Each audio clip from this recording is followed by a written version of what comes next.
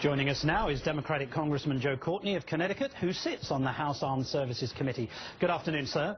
Hi, Martin. As someone who spends a great deal of your time analysing foreign policy threats, I'd like your opinion on this idea that a President Mitt Romney would inaugurate a golden age of peace and love between East and West.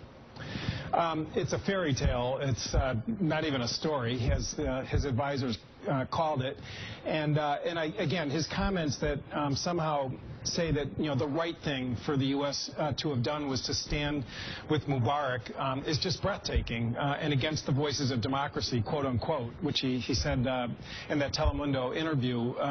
You know, the right thing was for this country to, again, as it did with fascism, communism, you know, even in Afghanistan, where we liberated women to be able to participate in public life and go to school, we always are on the right side when we side with democracy. And the president had a very tricky tightrope to walk during the riots and the uprising in Tahrir Square. But at the end of the day, standing with Hosni Mubarak, an 80-year-old corrupt dictator who enriched himself while, you know, under the and just exposed all his people to pure misery, was not the right way for this country to go in terms of positioning itself for the 21st century. And this guy, I mean, his views, which are sort of fun to pick apart as sort of debating points, the fact is they're very dangerous in terms of where it positions the U.S.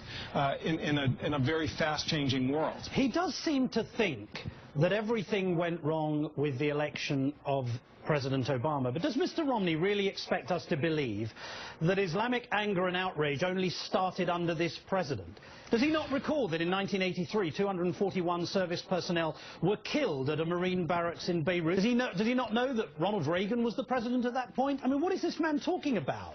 Well, he obviously is someone who has not studied world events or world history. And the fact of the matter is that, you know, the Middle East just demographically is going through a just historic, almost biblical shift in terms of a new generation that folks like Mubarak and the dictators in other countries in that region were, again, hopelessly disconnected and out of touch. And for the U.S. to continue to describe them as allies, again, was something that would really harm our ability to interact in that region, where, again, we still have some vital national interests.